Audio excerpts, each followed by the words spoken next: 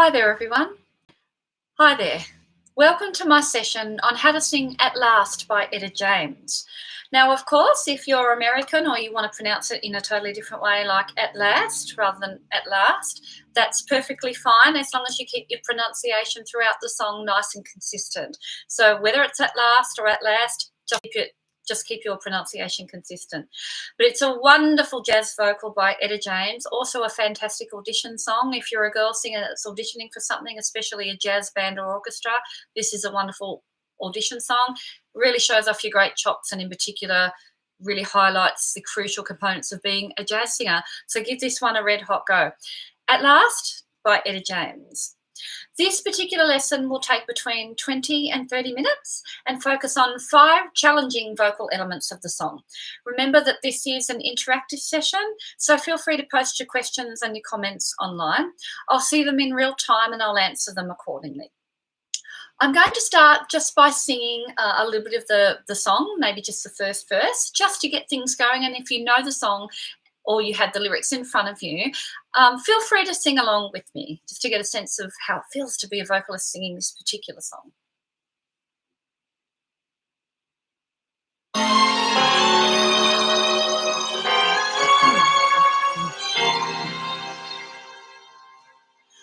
At last,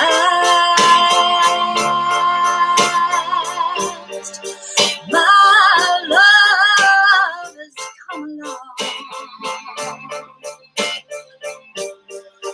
My lonely days are over,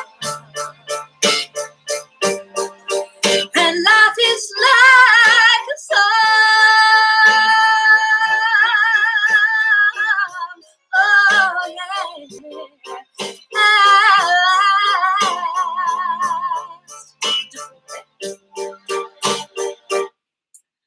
Okay, wonderful vocal, and it does go from low to high, so that is one of the challenges of this. But let's look at the very first one, and that is the scooping into your notes that this song really requires to bring that blues and that jazz style alive in this song.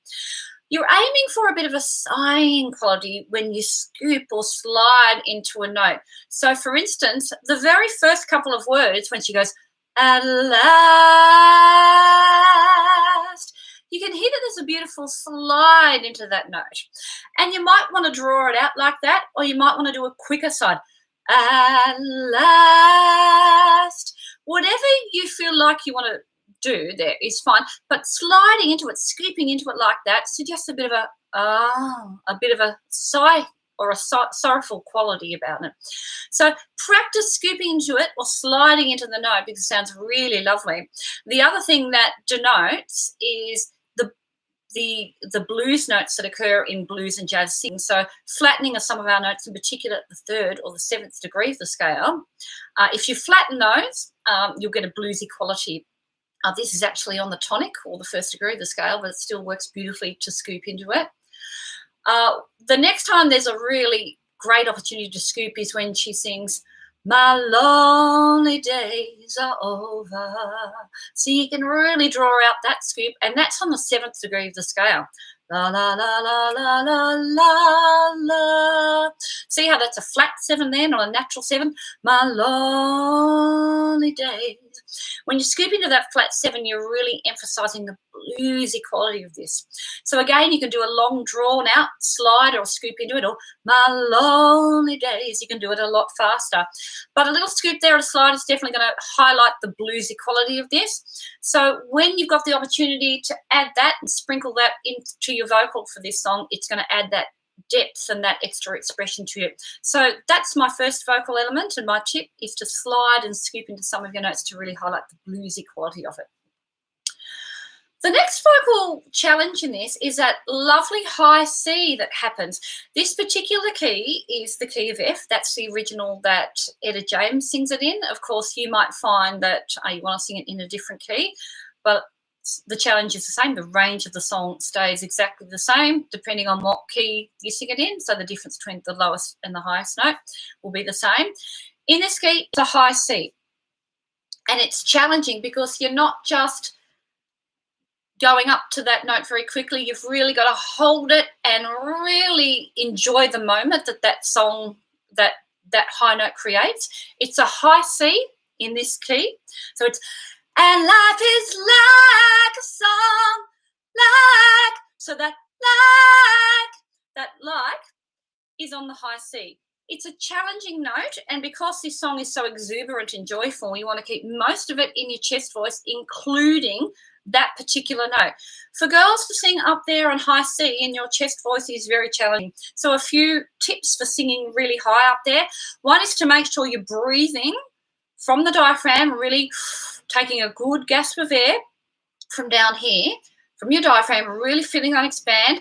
And then also your abdominal muscles, your core strength and your core muscles really help support the note and push it out.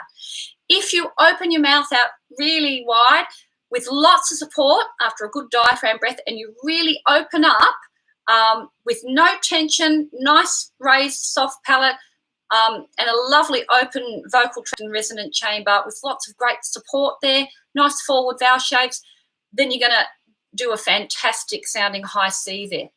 And of course, that's not the only high C in the piece. So practice it. Make sure you got the support in place, and make sure you don't feel any tension creeping into your note as you jump up to that high note. Enjoy the moment. It's a beautiful part of the song, but you want to be super confident on that high C. So lots of practice required there as well.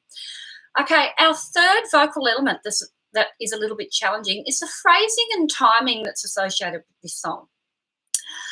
Part of the challenge of this song and this type of song, which is a jazz ballad, is that there's lots of space to fill up and not lots and lots of different notes and words. There's a small amount of notes and words and a lot of space and time for you to fill up with your vocals.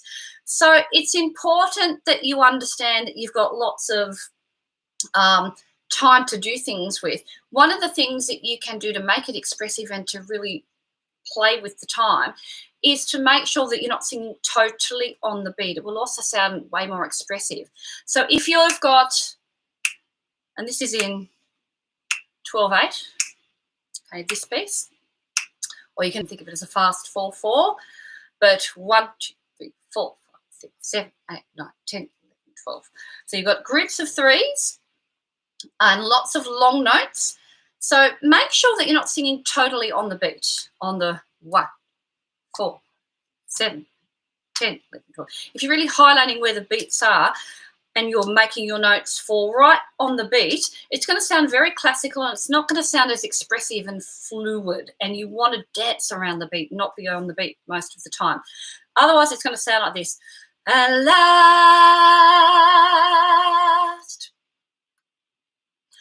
my love has come along. And again, I'm not doing anything jazzy like scooping or anything, but you can hear how even when I'm just singing that totally on the beat, rather than my love has come along, as soon as you dance around the beat, then you give it a lot more expression and a really lovely fluid quality. So make sure you're not singing totally on the beat of this piece. If you dance around it and play around with it, especially if you're slightly behind the beat with your vocal, it's going to sound like it's breathing. It's going to sound like it's expressive and spontaneous. And that's one of the core components of jazz singing, is that you're really sort of singing a little bit behind the beat and there's this lovely sense of spaciousness. So practice singing it in a way that's not on the beat. You might want to start by singing it on the beat and then gradually play with your words a bit, but your ultimate aim is to get it really dancing around the beat with a lovely freedom and a sense of elasticity when you apply it to the timing. So get free with where you place your notes, and it'll sound fantastic. Okay, our fourth vocal element, and I can see a question coming through on just this. Our fourth vocal element also relates to the fact that there's lots of space and time to fill up in this song, and it is flourishes. So when you've got lots of space to fill up and when you've got this opportunity to do lots of things with your voice, one of the things you can do to make it super expressive and super beautiful and powerful sounding and amazing is to throw in some flourishes. And flourishes are when you take one note or even part of a word or one word or vowel shape, and you do lots and lots of different quick notes with it. Okay, so a little flourish might be my love, instead of my love. So rather than one note, love is a little bit of a flourish. Now, because you've got lots of space, if you can throw in some really dazzling, beautiful flourishes, it's going to sound amazing and show off your chops as a singer. And that's one of the reasons why this song is an excellent audition song, because you've got the opportunity to do flourishes and show off some of those dazzling vocal techniques that people like to hear. So you can get really creative with your flourishes. You do need an agile voice, and when you think of a moment to flourish and you want it to be expressive, so not just any word, but when you've got a good opportunity for expression, practice it slowly first. Make sure you can really hear each and every note. So for instance, that one that I just did, my love, my love. You might want to practice it super slow and then gradually speed it up. My love, my love, my love. Okay, whatever tempo that you're aiming for in the end, but practice it slowly. Make sure you can hear each and every note or imagine it in your head. There's no way of really getting a beautiful, clear flourish if you haven't quite worked out each and every note. You'll actually stumble a little bit and sound very unclear. A couple of things with flourishes: keep your vowel shape the same, and you'll get a really lovely clean sound and a really nice clear melody line there. So if you close down the vowel shape in the middle of the flourish, or you change vowel shape, you're going to reduce the impact of your flourish. So don't go, my love, my love. If you really change it, you're going to reduce the impact. So keep the attention on that amazing vocal flourish. Keep your vowel shape exactly the same. My love. And then you can close down the vowel shape and pronounce the word. So same vowel shape from the beginning of the flourish through to the end. I would also encourage you to hold back on your vibrato. Those of you with vibrato heavy voices, if you have vibrato coming into your tone all the way through the song, that is fine. And the original vocalist, Harry Warren, actually has quite a vibrato heavy voice and had vibrato all through the song. If you're actually doing a lot of flourishes like that or really fast moving notes, don't use vibrato. Hold back on your vibrato, because the vibrato is actually a little pitch variation. And if you're doing fast pitches, if there's pitch variations on that tone through vibrato, it's going to sound really unclear. So hold your vibrato off until you finish your flourish, and then you can hold the note a little bit longer and even go into vibrato at the end of the note if you want to. But don't use vibrato with those fast flourishes or those really tricky or any other tricky run of fast notes. You'll make the melody line a little bit unclear and it'll sound a little bit sort of muddy. So no vibrato on the flourishes. Same vowel shape all the way through. Be very clear about which notes you want to sing with your flourishes, and practice it slowly. And, of course, at the end of the song, for you are mine, there's a beautiful opportunity to do a mega flourish. And most of the times when I've performed this song, the whole band stops and it's just a vocal, and then the conductor or your band leader's waiting for you to go, and last. Okay, so the band will actually go with you after you finish your flourish. Now, at the end of the song where there's an opportunity to throw in something fast and dazzling, that's called a cadenza in music. So you can turn your flourish at the end of this song into a great cadenza, which shows off your vocal chops as a singer and just makes the end of the song really a fantastic climax and a wonderful celebration of the song and of joy. So think about doing a mega flourish at the end of the song, turning it into a cadenza. Okay, my fifth vocal challenge is that of vibrato, and we just touched on that we shouldn't use vibrato in a flourish. But there's also lots of opportunities to use vibrato in this song as a whole, because there are lots of long notes and we often let our vibrato out when we've got a long note, because it just adds depth and beauty and expression. Lots of long notes in this, and there's 3 different approaches to vibrato. So you can sing a note straight without any vibrato. At last. So you can do just a straight note without any vibrato.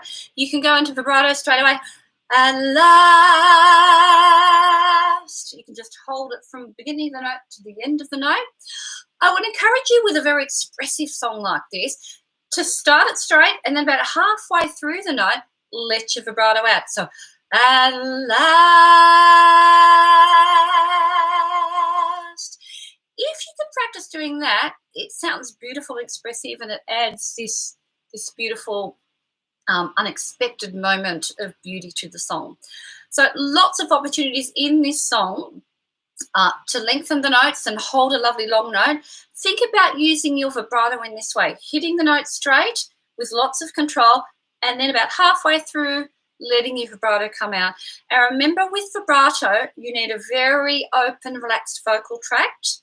You need to be taking a breath from your diaphragm and supporting that tone with your core muscles, okay? And vibrato isn't something, when we use natural vibrato, it's not something that we put onto our voice.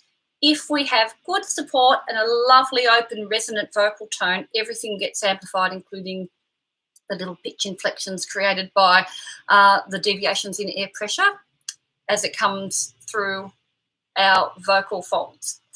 So when that gets amplified, it becomes a little bit of a pitch variation, which turns into basically vibrato.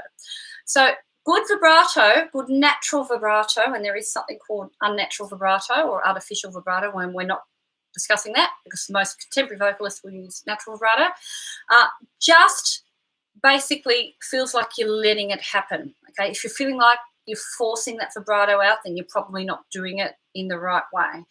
So work on your natural vibrato, keep your support and your good breathing, make sure there's absolutely no tension here, really opening up. And on those long notes in this song, see if you can practice holding the note straight and then letting the vibrato come into the tone.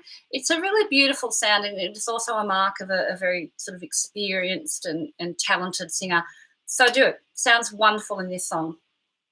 So there you go. That's At Last by Etta James, a fantastic vocal ballad, a fantastic jazz ballad, and a must for any girl singer that's looking to add to their repertoire as not just a performance piece, but an audition song, very popular audition song. Thank you for tuning in, everyone. Make sure that you sing the song with these vocal challenges on your singing radar. And remember that on your pathway to being an excellent singer, keep in mind the 5 essential P's of being a great singer: passion, practice, patience, persistence, and this one, patting yourself on the back and feeling great about what you're doing. Good luck with all that practice. Enjoy singing this beautiful song At Last by Etta James, and I'll see you next time. Bye for now.